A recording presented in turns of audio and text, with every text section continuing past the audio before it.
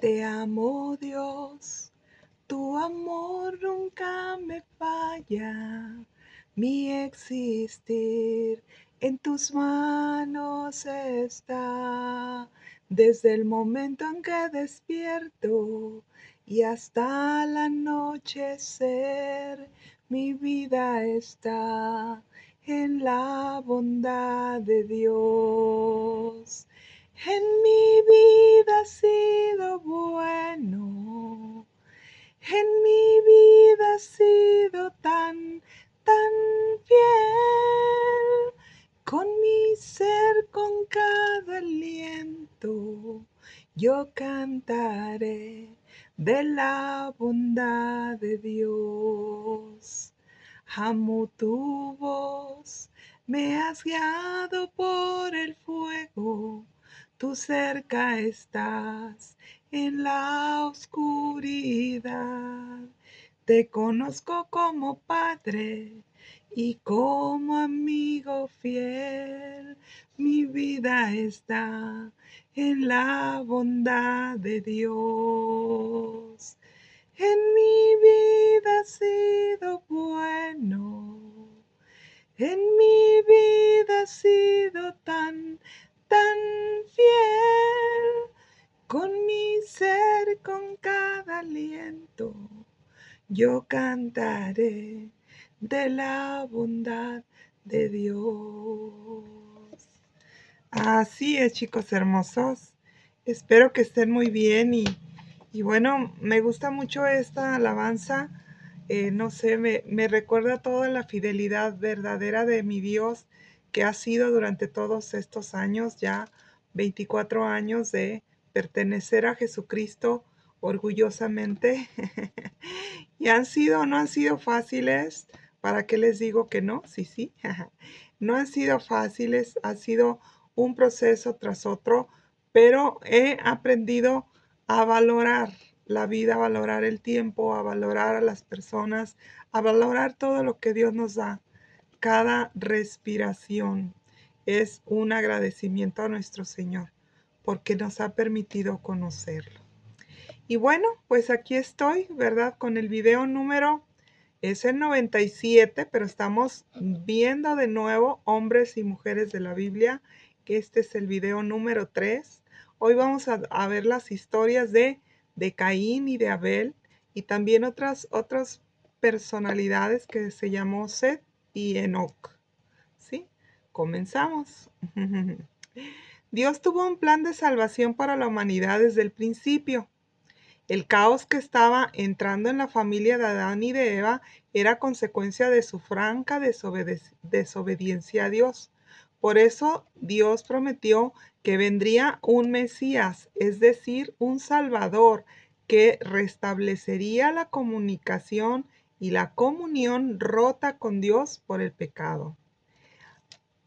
Estar en comunión con Dios significa creer en Él, confiar en lo que Él nos dice, y por eso nos ha dejado y protegido su palabra, que es la Biblia. Desde el comienzo de la historia de la humanidad, después de que pecaron nuestros primeros padres, Dios prometió a Cristo, el cual restauraría la comunión con Él. Y con Cristo prometió que volveríamos a tener una relación con Dios como la tenían antes del pecado. Adán y Eva descubrieron muy pronto que cosechamos lo que sembramos, más de lo que sembramos después de haberlo sembrado. Este es un principio bíblico. Dios siempre cumple sus promesas y sus advertencias también, porque esta tierra tiene leyes y estatutos para conservarla en orden. Adán y Eva concibieron un hijo, al cual llamaron Caín, y dice la Biblia que se agradaron por haber tenido un hijo. Después Eva tuvo otro hijo que pusieron por nombre Abel. Crecieron Caín y Abel. Caín fue labrador de la tierra y Abel fue pastor de ovejas. Y cuando llegó el tiempo de la cosecha, trajeron ambos ofrendas a Dios. Caín cosechó del fruto de la tierra y trajo su ofrenda, Y Abel trajo también de los primogénitos de sus ovejas, de lo más gordo de ellas, le trajo y se agradó Dios de la ofrenda de Abel. Los teólogos explican que Dios se agradó de la ofrenda de Abel porque era similar al plan de redención que Dios estaba o había pensado para la humanidad. La Biblia nos enseña que sin derramamiento de sangre no hay redención. Esto así porque la paga del pecado es muerte, y solo la muerte de un inocente podría quitar el pecado del mundo. Luego vino Caín también con su ofrenda, tal vez lo mejor de la tierra, pero la Biblia dice que Dios no miró con agrado la ofrenda de Caín, y esto lo ofendió mucho, y se disgustó contra su hermano Abel. Imagino que Caín no pudo comprender los pensamientos de Dios al ver la ofrenda de Abel, y al ver que Dios no se agradó de la misma manera como lo hizo con su hermano, fue lo que le causó mucho coraje a Caín. Al abrir la puerta de la ira, se cometen muchos errores.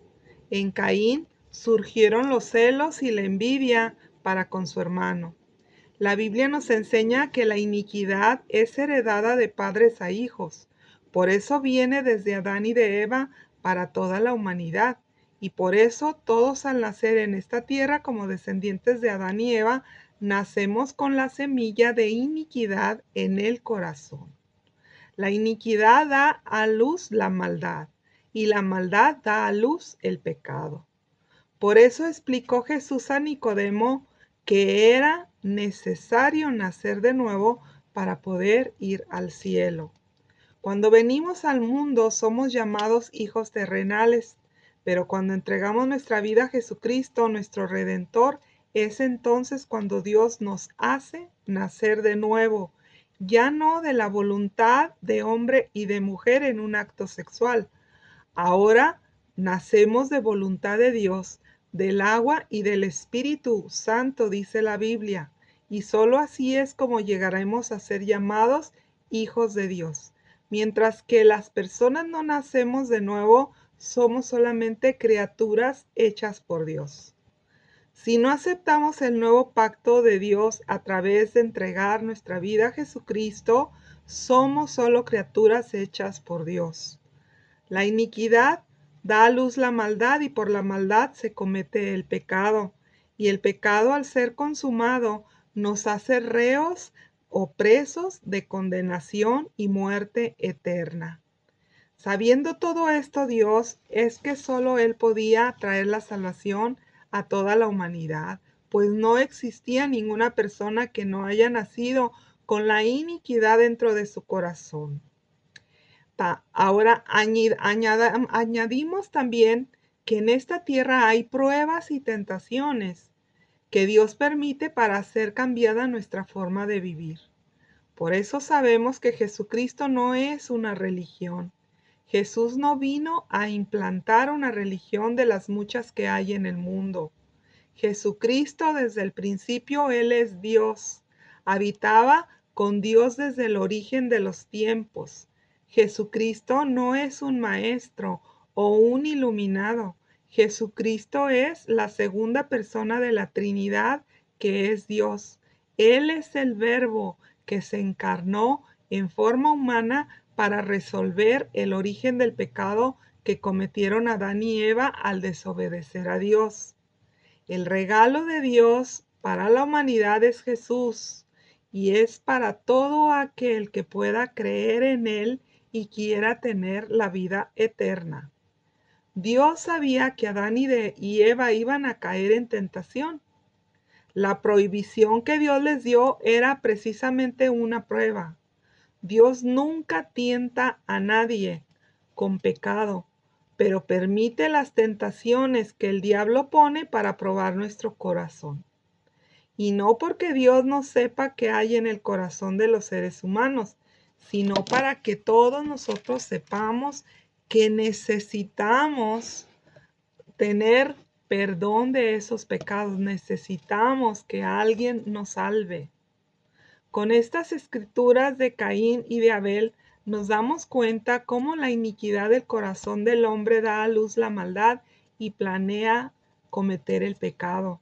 Y Dios sabe que la debilidad del hombre es dejarse arrastrar por sus pensamientos y emociones hasta cometer pecado. Y lo único que puede evitar que esto suceda es fortalecer a las personas en su ser interior, en su carácter.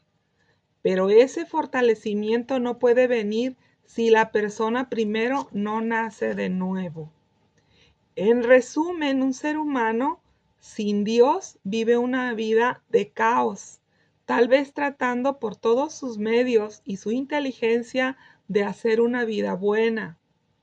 Pero entre pruebas y tentaciones puede que no sepa cómo resolver tantos líos y los errores en los que se ha metido. Y esto es por no saber dominarse a sí mismo. Una vez vi un video de una cabra. Esta había tratado de brincar una cerca donde vivía y en su intento había quedado atorada en el alambre de la cerca y se ve que ya estaba exhausta, tirada en el suelo, colgada del alambre, porque sus cuernos habían quedado atorados en la cerca. Por más que se jalaba para soltarse, no podía sola. En el video vino el pastor de esas ovejas, el pastor de esa cabra, y con mucho cuidado la desató y la cabra, al verse libre, corrió y saltó, solo para darse cuenta que a unos cuantos metros de la cerca que antes la había tratado de brincar, y por tratar de brincarla de nuevo volvió a ser atrapada. La moraleja en este video decía: así somos todas las personas por nuestra poca falta de sentido común o nuestra falta de madurez o de sabiduría. Podemos caer en el pecado y quedar atrapados en las consecuencias de esos pecados, y solo con la ayuda de nuestro buen pastor, es decir, Dios, podremos quedar libres. Pero si no desarrollamos carácter y dominio propio de parte de Dios, no tardaremos en caer de nuevo en los mismos pecados en los que ya hemos confesado y ya hemos sido perdonados. Es por eso que el cristianismo no es una religión, es una forma de vida, la cual aprendemos siguiendo los pasos de Cristo.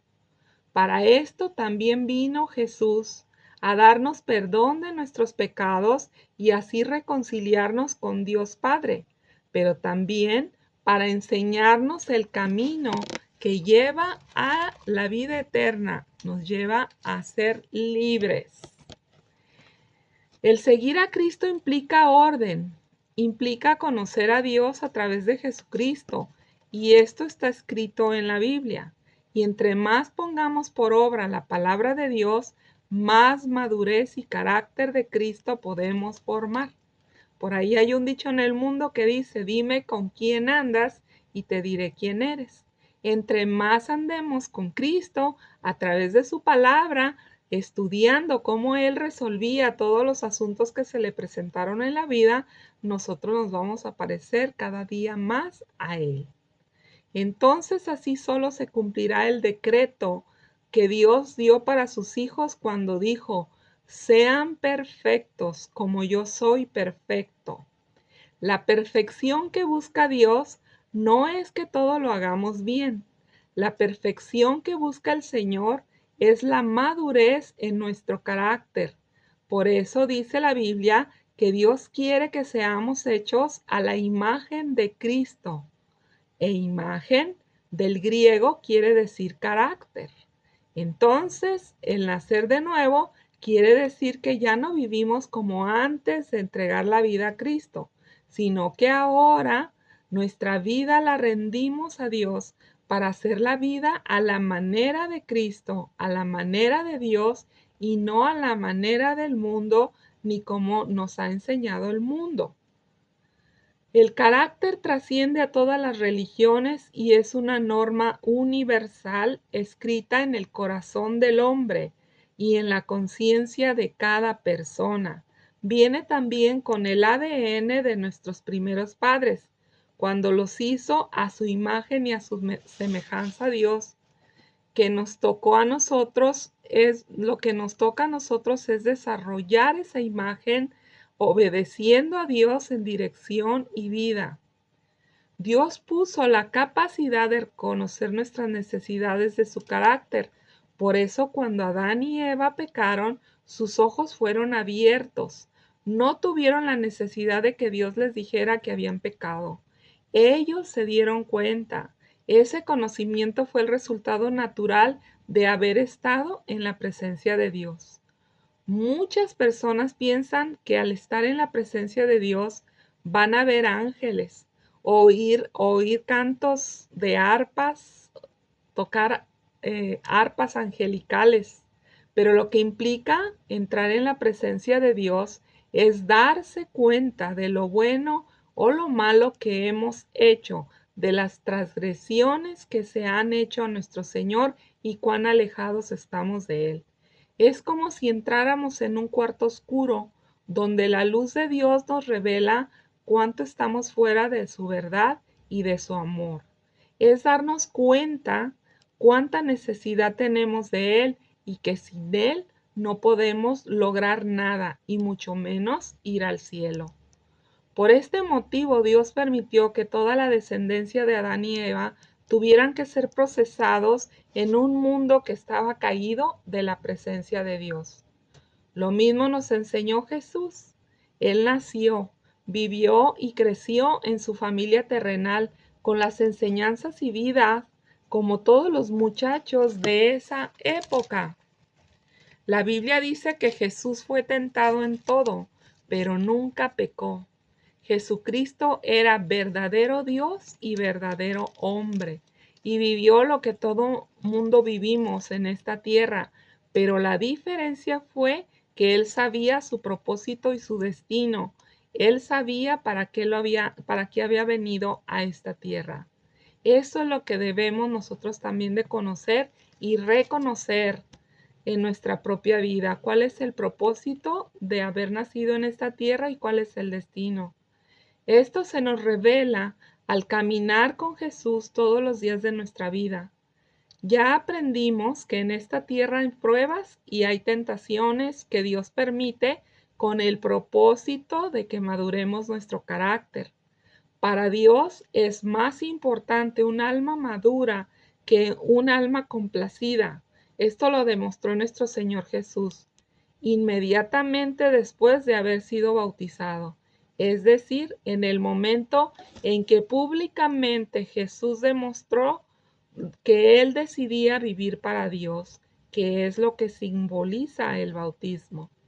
Dice la Biblia que el Espíritu Santo lo llevó al desierto. Esto está en Lucas capítulo 4, versículo del 1 al 14, para quien guste leerlo. Dice la Biblia, después que volvió del Jordán, fue llevado por el Espíritu al desierto. Con esto aprendemos que andar en el Espíritu es andar en obediencia a la palabra de Dios, a lo que Él pide. Por eso el cristianismo es vivir en obediencia a Dios. Esto nos enseña que la vida en esta tierra también nunca será fácil o sin problemas, pero para conocer la salvación, Dios nos ha dejado y preservado la palabra de Dios, que es la Biblia. Jesús nos ha enseñado con su vida cómo vivir en obediencia a Dios. Él fue obediente hasta la muerte y muerte de cruz, que es una muerte muy dolorosa y vergonzosa. Una manera práctica de vivir la vida cristiana es vivir tomando conciencia de saber cómo lo haría Jesús en cada circunstancia que nosotros vivimos, cómo resolvería nuestros problemas, cómo actuaría Él. Si vivimos así, definitivamente crecerá nuestra fe y nuestra confianza en Dios y también maduraremos en nuestro carácter. Seremos más como la imagen de Cristo. Esto es lo que el mundo necesita. Necesita que más y más personas sean como Jesús y para ello requiere que las salve y les dé de su Espíritu Santo para que aprendan a vivir a la manera de Dios. Todas las pruebas y procesos de la vida son necesarias para transformar el corazón de piedra que no tiene a Dios en su corazón, para que se transforme en un corazón de carne, tierno y sencillo, al amor de Dios primeramente y también con poder de amar a nuestro prójimo como a nosotros mismos. Si no somos procesados en esta vida, podemos ver el tipo de reacciones como el estudio de hoy, que estamos viendo la historia de Caín y la historia de Abel. Caín en su corazón le dijo Dios, ¿por qué te has ensañado y por qué has decaído en tu semblante? Si bien haces, no te enaltecerás, y si no haces bien, el pecado está a la puerta.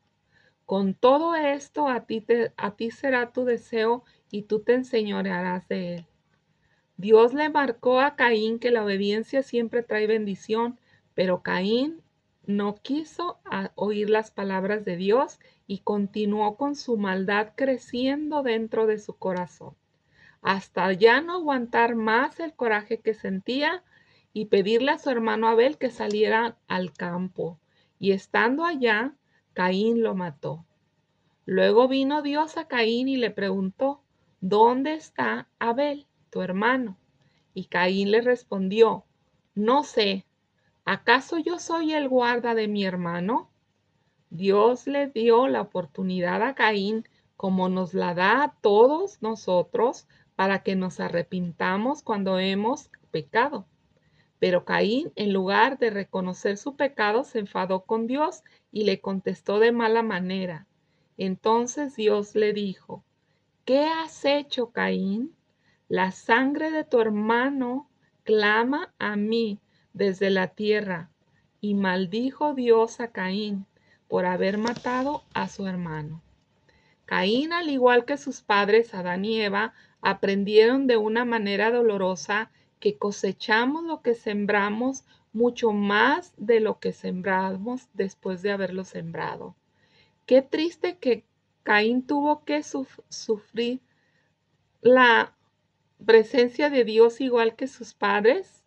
Nosotros al pecar y no reconocer nuestros pecados, también nos exponemos como Caín a seguir nuestro propio camino fuera del compañerismo de Dios. Caín no quiso confesarle a Dios su pecado y mucho menos estaba arrepentido al haber matado a su hermano Abel. Cuando no nos queremos arrepentir de nuestros pecados, nos suceden cosas malas. El pecado de Adán y de Eva condujo a tener un hijo asesino, y luego el hijo de Caín, es decir, su descendiente llamado Lamec, mató a un hombre también por tan solo una herida que éste le causó, y en vez de arrepentirse, celebró su asesinato. Esto sucede porque el pecado se fortalece y se enseñorea sobre las personas que no se arrepienten. De hecho, dicen que se cauteriza la conciencia, después lo hacen y cada vez más animalescamente cometen pecado. Aquí reconocemos que el pecado corrompe y si no se arrepiente el que lo comete, entonces ese pecado lo enferma y si aún no se arrepiente, luego lo enloquece y al final lo lleva a la muerte y a la condenación eterna. Entonces, cuando hayamos cometido pecado, inmediatamente vayamos a la presencia de Dios en oración, pidámosle perdón y que nos fortalezca para que ya nunca volvamos a cometer ese pecado. Así estaremos erradicando el pecado de nuestra vida y también de nuestra descendencia. Imaginemos el dolor de Adán y de Eva al saber que Caín había matado a Abel. La pérdida de un hijo dicen que es el dolor emocional mucho más grande que existe en esta tierra. Pero Dios, que es muy bueno, le dio a Eva otro hijo que llamó Set. Set del hebreo significa elegido. Y dijo Eva, Dios me ha sustituido otro hijo en lugar de Abel, a quien mató Caín. Set tuvo otro hijo y puso su nombre Enosh, que significa hermano. Desde aquí marca la Biblia que la humanidad comenzó a invocar el nombre del Señor.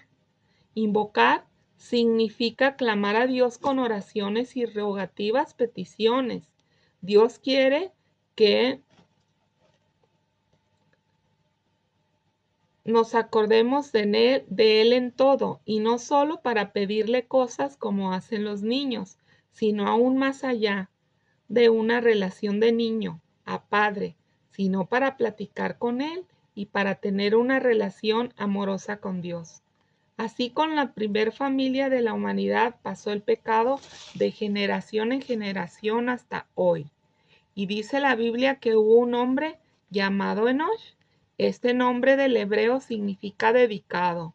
Enosh es el único de la genealogía antediluviana de que no se ha registrado que haya muerto. Esto fue porque dice la Biblia en Génesis capítulo 5, versículo 18 al 24, que Dios se lo llevó sin que muriera. La Biblia dice que este hombre hizo realidad el sueño de muchas personas. A muchos nos encanta caminar con Dios toda nuestra vida, pero sabemos que este cuerpo físico tan solo es un vehículo temporal y que algún día tendremos que morir dejando este cuerpo. Y eso no nos agrada por desconocer lo que sucede o lo que se pueda sentir en la muerte. Por eso muchos nos gustaría ser traspuestos en el cielo, así como Enosh. ¿Por qué hizo Dios eso? Esto nos muestra su poder y su soberanía. Dice la Biblia que Dios se agradó de la vida de Enosh en Hebreos 11:5. Y lo mismo le sucedió también al profeta Elías, quien subió al cielo en un torbellino. Esto está en 2 de Reyes 2:5. La ascensión de Elías fue una manifestación prodigiosa del poder ilimitado de Dios. Y Dios prometió llevarse a Elías al cielo, y fue exactamente lo que hizo. Esto nos enseña que Dios no miente, que lo que promete, eso es lo que cumple el Señor. Podemos depositar nuestra confianza total en lo que dice Dios. Estos dos casos, Dios se llevó a estos hombres al cielo sin que hubiera venido Jesús a morir por nuestros pecados y así librarnos de la muerte y condenación eterna. Esto nos puede poner a dudar de que entonces podríamos llegar a ser salvados por nuestras buenas obras. Definitivamente no. La escritura es clara y dice que Enoc y Elías y todos los devotos santos del Antiguo Testamento alcanzaron buen testimonio mediante la fe. Esto está en Hebreos capítulo 11, versículo 39. Los santos mencionados en Hebreos perseveraron en su fe a pesar de que nunca vieron cumplida la promesa de la salvación prometida a Adán y a Eva en Génesis 3:16. Estas personas pudieron en esta tierra algún día dudar de su salvación, pero no lo hicieron. Perseveraron guardando la fe de que Dios un día los salvaría. Ellos creyeron a Dios porque sabían que Dios era fiel para cumplir lo que habían prometido. Dios dice en la Biblia que siempre honra a quien lo honra a Él.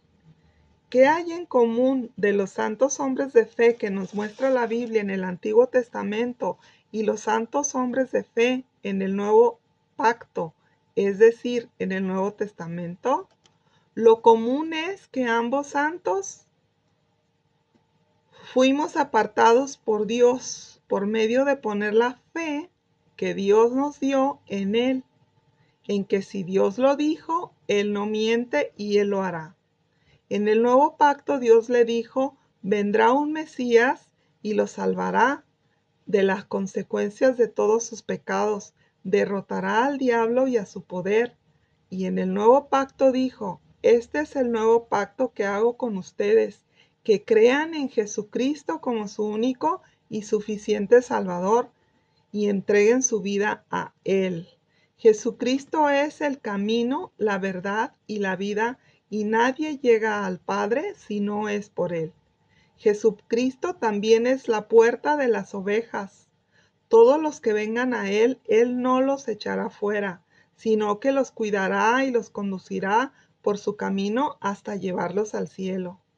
Si usted nunca había sabido que podía tener vida eterna en el cielo por medio de poner su fe en Jesucristo, hoy lo invito a que lo haga. Hoy invito a que decida poner su vida en el único redentor de la humanidad, Jesucristo, el Hijo de Dios, que vino a esta tierra para salvarnos y llevarnos a vivir con Él eternamente. Si usted decide entregar su vida a Jesús hoy, repita por favor conmigo esta oración. Dígale: Señor Jesús, creo en ti. Yo creo que viniste a esta tierra para salvarme. Por eso hoy decido pedirte perdón por todos mis pecados y entregarte mi vida para que tú la salves. Creo que en la cruz del Calvario moriste en mi lugar por todos mis pecados, y por ello ahora yo puedo ser libre de todo tipo de condena. Gracias, Jesús. Por favor, anota mi nombre en el libro de la vida y dame de tu Santo Espíritu para que me proteja y me enseñe todo lo que debo de saber para conocerte. Te acepto como mi Dios y mi Salvador. Amén. Si usted hizo esta oración por primera vez, lo felicito, pues ahora dice la Biblia que tiene vida eterna. El haber creído y al haber puesto su fe en Jesucristo, esto le da la apertura al reino de Dios. Y como la Biblia no miente, dice la palabra de Dios: si confesares con tu boca que Jesús es el Señor y creyeres en tu corazón que Dios lo levantó de los muertos, serás salvo. Entonces, si usted cree esto, tiene la salvación y ha pasado de muerte a vida. El Señor lo hace nacer de nuevo para Él. Ya no pertenece a usted mismo, ya no pertenece al mundo, ahora pertenece a Dios y se ha convertido en un hijo de Dios. Y no me queda más que decirle: bienvenido a la familia de Dios. La Biblia dice que cuando un pecador se arrepiente, hay fiesta en el cielo. Entonces hoy hay celebración porque hoy, anótelo por ahí su fecha, hoy ha entregado su vida a Jesús, hoy ha nacido de nuevo, hoy es usted un hijo de Dios. Y bueno, sin más por el momento, los dejo. Si tienen una Biblia en casa, no se olvide de leerla. Y si conoce alguna congregación cristiana, pues asista a ella también, para que siga creciendo en fe y en confianza y conocimiento de Dios. Que Dios los bendiga y si Dios quiere les hablaré luego. Hasta pronto.